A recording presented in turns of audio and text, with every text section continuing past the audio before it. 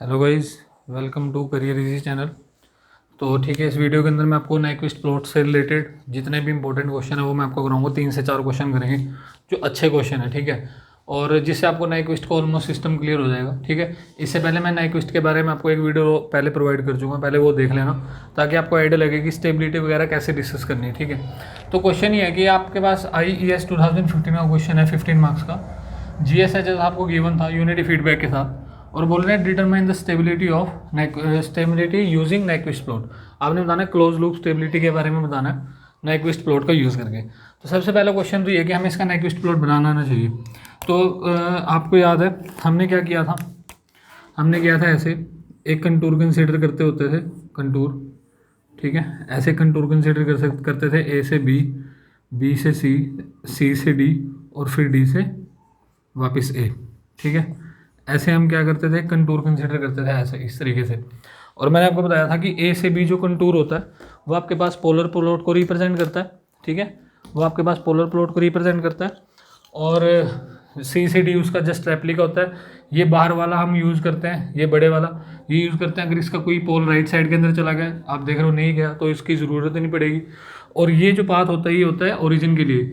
Last question में origin के ऊपर कोई पोल नहीं था, इस वीडियो के अंदर ओरिजिन के ऊपर पोल है, तो हम डिस्कस करेंगे इसको कैसे यूज़ करना है। ठीक है, तो सबसे पहले तो पोलर प्लॉट बनाएंगे। तो अगर आप देखो इसके अंदर क्या करते हैं, पोलर प्लॉट के लिए जे ओमेगा पुट कर देते थे इसको, तो आपके पास जो फंक्शन बनेगा वो कुछ ऐसे बन जाएगा। जे ओमेगा यहाँ पे 1 + 0.1 जे ओमेगा, ठीक है, 1 + 0.2 जे ओमेगा। फिर इसका हम लिखते थे यहाँ से मैग्नीट्यूड। तो अगर आप मैग्नीट्यूड की बात करोगे कितना आएगा, 50 डिवाइड बाई, यहाँ से मैग्नीट्यूड आएगा ओमेगा, यहाँ से आएगा under the root 1 + ω² divide by 100। देखो इसको मैं 0.1 को मैं लिख सकता हूँ ओमेगा डिवाइड बाई 10। तो जब मैं इसका स्केयर करूँगा बनेगा ω² डिवाइड बाई 100।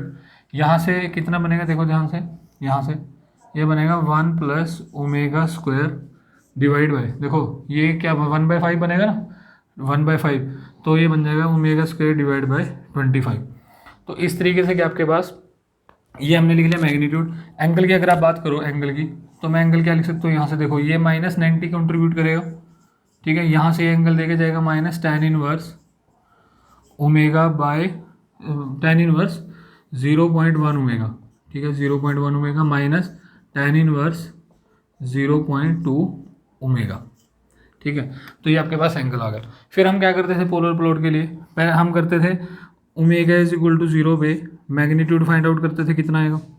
तो अगर ओमेगा = 0 में पुट करूँगा मैग्नीट्यूड, आप देख रहे हो इन्फाइनाइट आएगा, और फाई एंगल कितना आ जाएगा 0 डिग्री पे, इनिशियल एंगल -90 डिग्री। ठीक है, फिर हम करते थे ओमेगा = इन्फाइनाइट, तो मैग्नीट्यूड आपके पास आएगा 0। ठीक है, यहाँ पे अगर आप इन्फाइनाइट पुट करोगे तो आपके पास जो मैग्नीट्यूड की वैल्यू आएगी वो आएगी 0। फाई जो एंगल आएगा वो आएगा, देखो -90 ए कंट्रीब्यूट करेगा, -90 ए -90, तो ये बन गया -270 डिग्री नेट एंगल। ठीक है, तो ये नेट एंगल बन गया आपके पास। फिर हमने इसका पोलर प्लॉट बनाया था। ठीक है, और दूसरी चीज़ मैंने आपको बताया था कि आपको चेक करना है कि ये कहाँ कहाँ से पास करेगा। उसके लिए एक ट्रिक बताई थी मैंने आपको। क्या मैंने आपको बोला था कि आपने ऐसे पोल प्लॉट कर लिया करो, ऐसे आप पोल प्लॉट कर लिया करो। जैसे इनिशियल एंगल तो आपने लेके चलना ही है इनिशियल, तो इसके अंदर 2 पोल है। देखो एक तो यहाँ से अगर आप पोल फाइंड आउट करोगे ना, जब आप यहाँ से S की वैल्यू निकालोगे तो कितनी आएगी, S की वैल्यू आएगी 10, वैसे -10 आएगी, लेकिन मैंने आपको बोला था आप ऐसे पुट किया करो 10। और जब आप यहाँ से निकालोगे S की वैल्यू, जब आप यहाँ से निकालोगे तो वो कितनी आएगी, एक आएगी 5, एक आएगी 10। नहीं, देखो अगर यहाँ से S की वैल्यू निकालोगे तो 10 आएगी, और यहाँ से S की वैल्यू निकालोगे तो 10 आएगी, इसको 0 इक्वल पुट करके, और यहाँ से जब सोल्व करोगे तो 5 आएगी। तो आपके पास 2 चीज़ें बनेगी, एक बनेगा 5, एक बनेगा 10। इनिशियल एंगल देखो कितना है, इनिशियल एंगल आपके पास है -90। तो सपोज ये -90 की लाइन है, ये -90 है, ये -180, और नीचे कोई लाइन ले लेते हैं यहाँ पे -270। ठीक है, तो इनिशियल एंगल ऐसे चल रहा था -90। जैसे ही अब देखो ये जो ये पोल है ना, तो -90 कंट्रीब्यूट करेगा, तो आप इसको नीचे ले आओ, -180 पे, इसको नीचे ले -180 से, फिर -180 पे चला गया, फिर ये चलता गया, फिर उसके बाद एक और पोल आया, ये चलता गया ना ऐसे, ये ऐसे चलता गया, फिर और नीचे आ जाएगा कितने पे, -270 पे। ये मैंने आपको ट्रिक समझाई थी। तो हमने यहाँ से एक आइडिया लगाया कि भाई जिसका पोलर प्लॉट है -90 -180 से होते हुए -270 का अप्रोच करेगा। तो ओवरऑल पोलर प्लॉट कैसे बनेगा, देखो ओवरऑल अगर मैं इसका पोलर प्लॉट बनाना चाहता हूँ, ठीक है, तो अगर मैं इसका पोलर प्लॉट लिखना चाहूँगा तो आपने क्या करना है, देखो यहाँ पे बना लेते हैं इसका पोलर प्लॉट। तो अगर इसका पोलर प्लॉट बनाएंगे तो देखो ओमेगा इज इक्वल टू 0 पे इनिशियली मैग्नीट्यूड इन्फाइनाइट है, एंगल -90 की लाइन ही है और इन्फाइनाइट से आ रहा है तो यहाँ कहीं से आएगा, ठीक है। इधर से भी आ सकता था, इधर से, ये मैं आपको बता चुका हूँ, बट क्योंकि ये -90 के बाद -180 जाएगा तो इधर से नहीं है, क्योंकि अगर इधर से आएगा ना यहाँ से क्रॉस करना पड़ेगा इसको, -90 वाली लाइन को, समझ रहे हो, ये चीज़ आपको क्लियर होगी हुई है। तो पॉइंट ये है कि -90 से चला, -180 से होता हुआ, ऐसे होता हुआ, और कहाँ पे अप्रोच कर गया, -270 पे, ठीक है। ये आपको आइडिया लग चुका है एग्जैक्टली कि कैसे करते होते हैं इसको, ठीक है। तो ये बन गया इसका पोलर प्लॉट। और मैंने आपको ये भी बताया था, ये पॉइंट, इस पॉइंट को आप निकाल सकते हो, ठीक है। इस पॉइंट को हम निकाल सकते हैं, कैसे निकालने के लिए हमें यहाँ पे फ्रीक्वेंसी पता होनी चाहिए कि, क्योंकि देखो ये मैग्नीट्यूड की लाइन है ना, यहाँ से अगर मैं ये डिस्टेंस देखता हूँ तो ये मैग्नीट्यूड है, लेकिन अगर मुझे इस पॉइंट पे फ्रीक्वेंसी पता हो तो मैं मैग्नीट्यूड वाले फॉर्मूले में पुट करके ये गैप निकाल लूँगा, मतलब ये मैग्नीट्यूड निकाल लूँगा। बट पॉइंट ये है कि क्या आपको ये फ्रीक्वेंसी पता है, अगर आप इसको ध्यान से देखो तो यहाँ पे जो फ्रीक्वेंसी है ना, इसको बोलते हैं cross over, phase cross over frequency, क्योंकि इस फ्रीक्वेंसी के ऊपर एंगल कितना है, -180 डिग्री। तो और मैंने आपको इस टाइप के फंक्शन के लिए शॉर्ट ट्रिक भी बताई थी। शॉर्ट ट्रिक क्या थी कि मैंने आपको बताया था ओमेगा पीसी आप कैसे निकाल सकते हो डायरेक्टली। तो अगर आपको याद हो ओमेगा पीसी मैंने आपको बताया था, omega PC phase cross over frequency, वो ज्योमेट्रिक मीन होता है इन दोनों पोल्स का।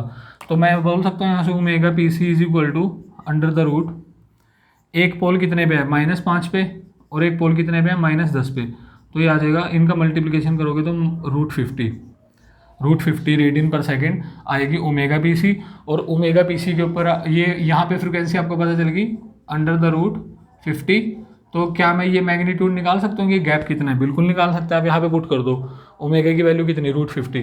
तो अगर आप ओमेगा की वैल्यू यहाँ पे √50 पुट करते हो, ठीक है, अगर मैं ओमेगा की वैल्यू यहाँ पे √50 पुट करूँगा तो कितना बनेगा, देखो तो ओमेगा स्क्वायर कितना बन गया यहाँ से, ओमेगा स्क्वायर पीसी बन गया आपके पास 50, ठीक है। तो इसको यहाँ पे पुट करो इधर। तो अभी देख लेते हैं कि इसका मैग्नीट्यूड कितना आएगा यहाँ से। ये वैसे मैंने गलत हटा दिया, चलो ठीक है। इसका मैग्नीट्यूड कितना आएगा, मैग्नीट्यूड वो आ जाएगा, ये देखो 50 डिवाइड बाय ओमेगा कितना बन गया, √50, और ये वैल्यू कितनी आएगी, देखो इधर ये आ जाएगी, ये 50 बन गया, 50/100 1/2, 1 प्लस करोगे तो 3/2, ठीक है, √, यहाँ से कितना आएगा, देखो ये बना 50, ठीक है, ये बना 50 और ये 1 है तो ये कितना आ जाएगा 2 √3 आ गया, √3। तो अगर आप इसको सॉल्व करो, एग्जैक्टली तो कितना वैल्यू देगा आपको, देखो ये वैल्यू जो देगा आपको, ये वैल्यू आ जाएगी आपके पास 50 डिवाइड बाय, ये देखो √50। तो क्या मैं √50 को √2 से, तो इसको √25 लिख सकता हूँ, √25 बन जाएगा 5 और √3 बन जाएगा 3। तो ये फाइनली आपके पास वैल्यू आ जाएगी 10/3। ये वैल्यू कितनी आ गई, 10/3। इसका मतलब ये जो यहाँ पे पॉइंट आया, ये जो गैप है ये कितना है, 3.33 विद नेगेटिव साइन, और आपके पास -1 कहीं यहाँ पे रहा होगा। अगर ये -3.33 है ये गैप, ठीक है, ये गैप -3.33 है, गैप तो 3.33 है, बट जब मैं इस वैल्यू को लिखूँगा तो कितनी को, -3.33, और ये यहाँ पे कहीं -1 लाई कर रहा होगा बीच में, सिंपल सी बात है। अच्छा, ये तो बन गया ए से बी। फिर मैंने को बताया था सी से डी क्या करोगे, सी से डी आपने क्या करना है, इसका जस्ट रेप्लिका बना देना है ऐसे रियल एक्सिस के अंदर। ये देखो इसको ऐसे बना दो, जैसे ही ऊपर की तरफ दिखाई दे रहा है ना, वैसे नीचे की तरफ ऐसे करके इस तरीके से बना दो इसको, ठीक है। ये क्या हो जाएगा, इस तरीके से बन जाएगा, जैसे ये था ना वैसे ही ऊपर बन गया। अच्छा, अब आप पहुंच गए यहाँ पे पहुंच चुके आप।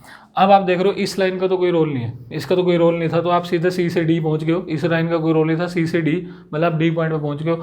अब यहाँ से आपको डी से जाना है ए, ये आ गया। ये किसका रोल प्ले करेगा, अब ये करेगा जो ओरिजिन के ऊपर पोल होता है, जो जे ओमेगा तो था ना, उसके लिए। तो मैंने आपको बताया था इसको कैसे सोल्व करते हैं। इस चीज़ को हम एस को पुट करेंगे, एस को यहाँ पे पुट किया जाता है एप्सिलॉन एक्सपोनेंशियल j थीटा। और एप्सिलॉन की लिमिट क्या होती है, एप्सिलॉन अप्रोच टू 0। और देखो थीटा नीचे से ऊपर जा रहे हो ना, थीटा थीटा वेरी करेगा -90 से -90 टू 0, 90 टू 0, पहले -90 से 0, फिर 0 से 90, समझ रहे हो, -90 से 0, 0 से फिर 90, मतलब -90 से 90, 0 से होते हुए, ये इसका ये मीनिंग है। चलो तो मैं क्या करता हूँ, ट्रांसफर फंक्शन के अंदर, ट्रांसफर फंक्शन के अंदर देखो आपने ना इसकी ट्रिक्स वगैरह सुनी होगी कि एक क्लॉकवाइज इसको हाफ साइकिल, अगर यहाँ पे 1 है तो एक साइकिल दे दो, वो सारी फेल हो जाएंगे। वो क्वेश्चन आपको इस तरीके से फ्रेम करेगा कि आपको आइडिया मिलेगा कि आप गलत कर रहे हो, ठीक है। तो पॉइंट ये है, इसको कन्वेंशनली सोल्व करना, दिमाग से सोल्व करना है इसको, ठीक है। ऐसा नहीं कि वो ट्रिक गलत है, बट आप लोग उसमें गलती कर दोगे, मैं आपको बता रहा हूँ, ठीक है। तो पॉइंट ये है, आपने क्या करना है यहाँ पे देखो, तो आपके पास जो ट्रांसफर फंक्शन है GSHS, वो क्या बन जाएगा, वो बन जाएगा 50 डिवाइड बाय, इसकी जगह मैं क्या पुट करूँगा, एप्सिलॉन एक्सपोनेंशियल जे थीटा एस की जगह into 1 plus epsilon exponential J theta divide by 10, ठीक है। और फिर क्या आ जाएगा, plus 1 plus epsilon exponential J theta divide by 5। आपको एक चीज़ क्लियर है कि जो एप्सिलॉन है वो 0 के अप्रोच कर रहा है, तो यार अगर ये 0 के अप्रोच कर रहा है, बटे में 10 भी है, तो क्या मैं बोल सकता हूँ एक जो है इससे बहुत बड़ा है, तो इसको आप रिजेक्ट कर सकते हो। सेम यहाँ पे अगर 1 इससे बहुत बड़ा है तो आप इसको रिजेक्ट कर सकते हो। आपके पास जो फंक्शन बचेगा वो सिर्फ इतना बचेगा। तो फंक्शन कितना बच रहा है बताओ, जो नेट फंक्शन आपके पास बच रहा है वो कितना है, ठीक है। तो आप देख रहे हो यहाँ से क्लियरली आपको जो फंक्शन बचा हुआ है वो दिख रहा है आपको 50 डिवाइड बाय एप्सिलॉन और एक्सपोनेंशियल माइनस जे थीटा चला गया ऊपर, ठीक है, यहाँ से ऊपर चला गया। अब अगर एप्सिलॉन 0 का अप्रोच करेगा तो ये वैल्यू कहाँ पे जाएगी, इन्फाइनाइट में। इसका मतलब आपके पास जो ट्रांसफर फंक्शन का जो प्लॉट है ना, वो कुछ इन्फाइनाइट रेडियस का बनने वाला है, जिसका एंगल कहाँ से कहाँ, देखो हमें थीटा कहाँ से कहाँ तक लेके जाना है। थीटा मैंने आपको बताया था -90 टू 90, -90। तो जब मैं थीटा को यहाँ -90 पुट करूँगा, देखो थीटा को मैं -90 पुट करूँगा तो मेन एंगल कितना आएगा, एंगल आ जाएगा 90 डिग्री। जब मैं 0 पुट करूँगा, -90 से 0 पुट करूँगा तो 0 आ जाएगा, तो -90 से 0 डिग्री। और फिर जब मैं 90 पुट करूँगा, तो यहाँ पे 90, तो मेन एंगल कितना बनेगा, -90। तो 90 से 0 और 0 से -90। इसका मतलब अब देखो यहाँ ध्यान से, यहाँ पे आप थे, एक रेडियस बनानी है इन्फानेट की, सर्कल सेमी सर्कल बनानी है इन्फानेट का, जिसका एंगल +90 से 0 और 0 से -90। तो मैं ऐसे क्या करूँगा, इसको इस तरीके से मिला दूंगा, और ये रेडियस हम मान के चलते हैं कि ये जो रेडियस है ये इन्फानेट है, ठीक है। तो दिखानी तो है यहाँ पे इसलिए छोटी दे दी, बट हम क्या मान के चलेंगे, -90 से ऐसे जा रहा है, ठीक है जी, डन है ये चीज़, ठीक है। तो अभी हमने क्या किया, इसका नेक्स्ट प्लॉट बना लिया। तो आप देख रहे हो यहाँ से घूम के आ रहा है इधर की तरफ, नीचे की तरफ, ठीक है, 90 से एंगल 0। अब देखो मैंने ऐसे क्यों नहीं बनाया इसको, क्योंकि अगर ये ऐसे घूम के आता तो -180 को कवर करता, लेकिन ये 90 से 0, 0 से -90, तो इस तरीके से आएगा, ठीक है। मैं फिर से बोल रहा हूँ, अब इसका रट्टा मत मार लेना, वो कई बार ट्रिक्स आपने सुनी होगी, हो सकता है आपको कोचिंग में बताएगी या फिर आपने किसी बुक में पढ़ी हो कि अगर यहाँ पे s की पावर n होती है तो n सेमी सर्कल क्लॉकवाइज में कर लो। मैं आपको बोल रहा हूँ कुछ एंगल का ऐसा चक्कर डाल के देगा आपको पक्का उसके अंदर, क्यों ट्रिक आपके पास फेल हो जाएगी, ठीक है। तो कन्वेंशनल वे सोल्व करना, ये तो IES का क्वेश्चन है, मैं गेट के पॉइंट ऑफ व्यू से बोल रहा हूँ। ESC के अंदर तो आपको करके ही दिखाना है सारा कुछ, बट गेट में आप क्या करते हो, ट्रिक्स वगैरह डिस्कस कर लेते हो, ठीक है, मतलब दिमाग लगाते हो उनके अंदर अलग से। तो पॉइंट ये है कि वो ट्रिक्स जो है वहाँ पे कई बार हो सकता है कि वो फेल हो जाए, तो आपको कन्वेंशनली इसका मीनिंग समझ में आना चाहिए कि कैसे कवर करेगा ये, कहाँ से कहाँ जाएगा। चलो ये तो बन गया नाइक्विस्ट प्लॉट। अभी जो मेन मुद्दा था वो क्या था, स्टेबिलिटी का। तो मैंने आपको स्टेबिलिटी के बारे में बताया था, ठीक है, कि आपके पास जब भी आपको नाइक्विस्ट प्लॉट से स्टेबिलिटी बतानी होती है तो हमारे पास एक फॉर्मूला होता है n = p - z, ठीक है। याद है आपको, लास्ट वीडियो के अंदर मैं आपको बता चुका हूँ, अब वो वीडियो ज़रूर देख लें जिसने नहीं देखी, ठीक है। तो क्या था, n = p - z। तो क्वेश्चन ये है, z की वैल्यू अगर आपके पास 0 है तो वो सिस्टम स्टेबल है, अगर z की वैल्यू नॉन जीरो है तो सिस्टम अनस्टेबल है। ये हमने डिस्कस किया था, क्योंकि z जो था ये था number of close loop poles in the right hand, और राइट हैंड के अंदर अगर क्लोज लूप पोल चले गए तो क्लोज लूप सिस्टम क्या हो जाएगा, अनस्टेबल हो जाएगा। अच्छा, तो इसको चेक कैसे करते हैं, n क्या था, n था -1 को इसने कितनी बार n सर्कल किया, n की वैल्यू कितनी थी कि इसने -1 को कितनी बार n सर्कल किया। अब देखो मैंने आपको बताया था, आपने क्या करना है यहाँ से, ठीक है। तो अगर आप यहाँ से देखो, एक सेकंड रुकना, ये हमने कुछ वैल्यू गलत निकाल दी है इसकी, नहीं, तो हम क्या करेंगे, -1 से एक लाइन लगाएंगे बाहर की तरफ, तो अगर मैं -1 की एक लाइन लगाता हूँ बाहर की तरफ, तो आप देख रहे हो यहाँ से ये क्लॉकवाइज डायरेक्शन के अंदर इसको कितनी बार कवर किया इसने 2 टाइम्स कवर कर दिया, ठीक है। तो यहाँ से n की वैल्यू कितनी बन गई आपके पास, n की वैल्यू बन गई 2, सॉरी n की वैल्यू 2 नहीं बनी, n की वैल्यू 2 नहीं बनी क्योंकि इसने 2 बार तो कवर किया लेकिन क्लॉकवाइज, लेकिन n जो होता है वो एंटी क्लॉक होता है। तो n की वैल्यू आ गई -2 इज इक्वल टू p होता है GSHS के कितने पोल राइट साइड में है। तो आपने देखा था GSHS का एक भी पोल राइट साइड में नहीं था, तो ये था 0 -z। तो आप देख रहे हो z की वैल्यू अगर आप यहाँ से देखोगे वो आ गई 2। इसका मतलब मैं ये बोल सकता हूँ कि इसका जो सिस्टम हमने लिखा था उसके जो क्लोज लूप पोल थे ना, वो 2 पोल जो थे आपके पास राइट साइड के अंदर थे, इसीलिए सिस्टम कैसे बिहेव करेगा, ये अनस्टेबल सिस्टम के जैसे बिहेव करेगा, ठीक है। तो होपफुली आपको इसकी सिस्टम की स्टेबिलिटी चेक करनी आ गई होगी।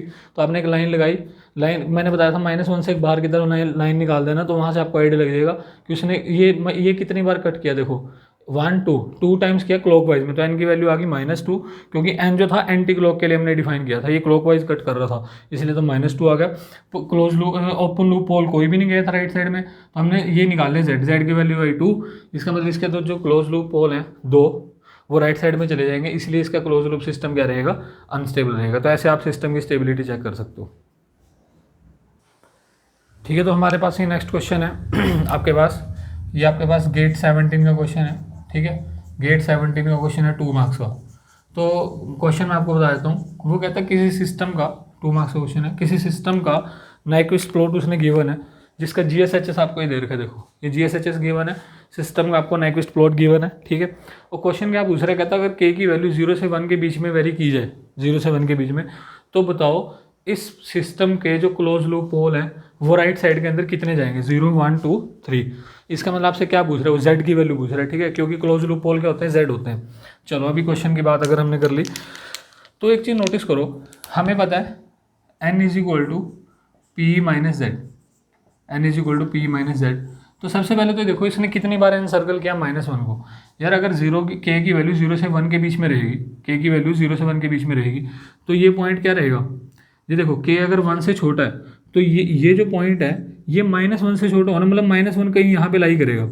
अरे बात समझ में, सपोज इसकी वैल्यू 1 से छोटी मतलब 0.9 भी, अगर 0.9 तो ये पॉइंट कितना आएगा, -0.9 ना। इसका मतलब ये कभी भी इसको एनसर्कल नहीं कर पाएगा -1 को, समझ रहे हो, एनसर्कल नहीं कर पाया। तो इसका मतलब ये हुआ, इसका सिंपली मतलब ये हुआ कि आपके पास n की वैल्यू कितनी आ गई, 0 आ गई। तो अब सिंपल सी बात ये बच गई कि जितना आपके पास p आएगा वही आपके पास क्या आ जाएगा, z आ जाएगा। और p क्या होता है, p होता है ओपन लूप सिस्टम के pole in right side. Open loop system के पोल कहाँ से पता चलेंगे, यहाँ से। तो ये ओपन लूप सिस्टम की क्या है, कैरेक्टरिस्टिक इक्वेशन है। तो आपको पता करने हैं कि इसके कितने पोल हैं, मतलब इसके कितने रूट्स हैं जो राइट साइड में चलेंगे, वही तो p होता है ना, क्योंकि p क्या होता है, open loop pole. Open loop pole कहाँ से मिलेंगे, यहाँ से, इस इक्वेशन से, क्योंकि ये कैरेक्टरिस्टिक इक्वेशन है किसकी, GSHS की। ये GSHS की कैरेक्टरिस्टिक इक्वेशन है। तो यहाँ से इसके जितने भी पोल राइट साइड में चले जाएंगे वो p की वैल्यू आ जाएगी, और वही हमारे पास क्या आ जाएगी, z की वैल्यू आ जाएगी। तो आप बता सकते हो इसके कितने पोल राइट साइड में जाएंगे। कैसे चेक करते हैं हम लोग इसको चेक करते हैं किससे, RH क्राइटेरिया से, ठीक है। तो हम क्या करेंगे, इसका RH क्राइटेरिया इसके ऊपर अप्लाई कर देंगे। तो RH क्राइटेरिया के अंदर इक्वेशन देखो क्या है, इक्वेशन आपके पास s³ + 3s² + 10, ठीक है। तो मैं क्या करूँगा, यहाँ पे s³ लिखूँगा, s² लिखूँगा, s1 s0।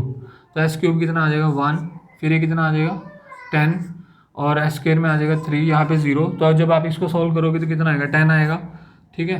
ये सही लिखा ना मैंने इक्वेशन, हाँ। s³ के 1 आया, इसका कोफिशिएंट 10 आ गया, s² का 3 आ गया, इसका 0 आ गया, ये 10 बन गया यहाँ से, ठीक है।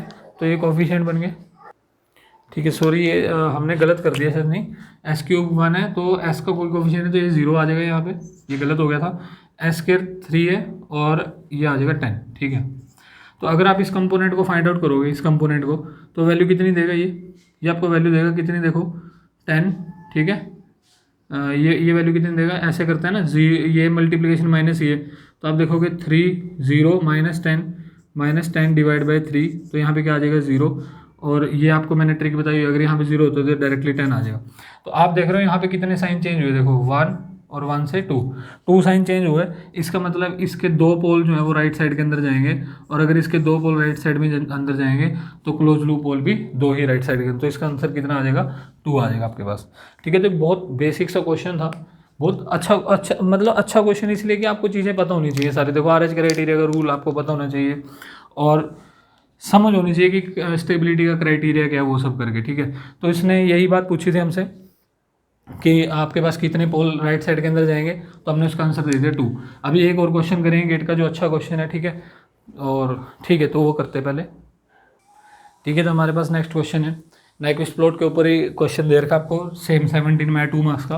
वो कहते हैं जीएस जो आपके पास GSHS यूनिटी फीडबैक के साथ हो, आपको ये गिवन है K डिवाइड बाई ये गिवन है। फिर वो कहता है अगर मैं K की वैल्यू 10 पुट करता हूँ ना, तो ये -1 + 0j को n सर्कल नहीं करता, ये मतलब n सर्कलमेंट 0, तो n की वैल्यू 0 आ गई। फिर कहता है अगर मैं K की वैल्यू 100 पुट कर देता हूँ, तो ये -1 + 0j को एक n सर्कल कर लेता है, एक बार n सर्कल कर लेता है।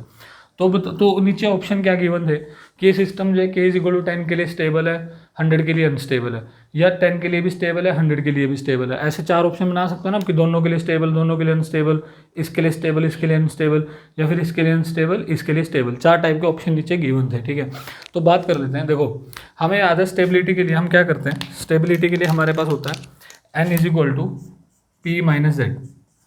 P - Z।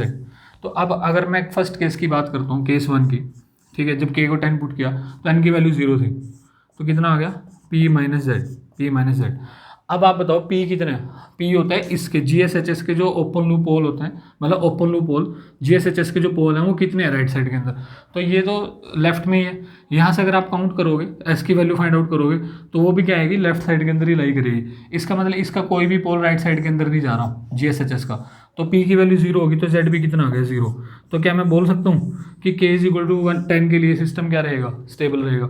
अब बात कर लेते हैं K = 100 की। जब आपने K = 100 किया तो उसने n सर्कल कर लिया 1 टाइम, तो इसका मतलब ये हुआ कि n = P - Z। ठीक है, तो n की वैल्यू तो 1 है, और P की वैल्यू हम पहले सोल्व कर चुके हैं, 0 आई, क्योंकि कोई भी पोल राइट में नहीं गया, -Z।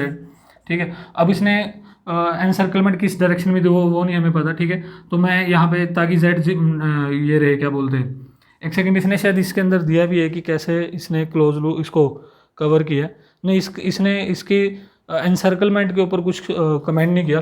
ठीक है, तो हम क्या मान के चलेंगे कि n की वैल्यू -1 है, या अगर आप +1 भी मान ले तो बात इतनी सी कि Z की वैल्यू नेगेटिव आए चाहे पॉजिटिव आए, ठीक है, 0 तो नहीं आई ना। तो अगर आप मैं यहाँ पे -1 मानता हूँ तो Z की वैल्यू कितनी आएगी, 1 आएगी। अगर मैं +1 मानूंगा तो -1 आएगी। बात है कि Z की कुछ ना कुछ वैल्यू आपके पास क्या कर रही है, एग्जिस्ट कर रही है, और अगर Z की कोई भी वैल्यू एग्जिस्ट कर रही है अदर देन 0, इसका मतलब ये है कि उसका कोई ना कोई पोल राइट साइड के अंदर गया, और अगर कोई ना कोई पोल राइट साइड के अंदर चला गया तो ये सिस्टम क्या हो जाएगा, अनस्टेबल हो जाएगा। तो ऑप्शन क्या आ जाएगा आपके पास, K = 10 के लिए स्टेबल है और K = 100 के लिए अनस्टेबल है। ठीक है, तो ये आप ऑप्शन थे। तो ठीक है, इतना ही बनता है आपके पास। नाइक्विस्ट प्लॉट के जो अच्छे क्वेश्चन थे मैंने आपको सारे करा दिए। ठीक है, ये रिसेंट में क्वेश्चन आए थे वही मैंने आपको कराए नाइक्विस्ट के। और नेक्स्ट वीडियो के अंदर मैं क्या करूँगा, जो DRDO 19 के क्वेश्चन थे वो सारे डिस्कस करूँगा। ठीक है, ओके, थैंक यू। और शेयर कर देना प्लीज़, चैनल को शेयर कर दो, और जितना ज़्यादा हो सकता है मतलब पहले सब्सक्राइब कर लो, लाइक कर दो वीडियो को, और जितना ज़्यादा हो सकता है इसको शेयर करो। ठीक है, ताकि और लोगों को भी ये जो फैसिलिटी है, जो फ्री ऑफ कॉस्ट मैंने कोर्स चलाया, ठीक है, तो उन लोगों को इसका फ़ायदा मिले। Okay, thank you.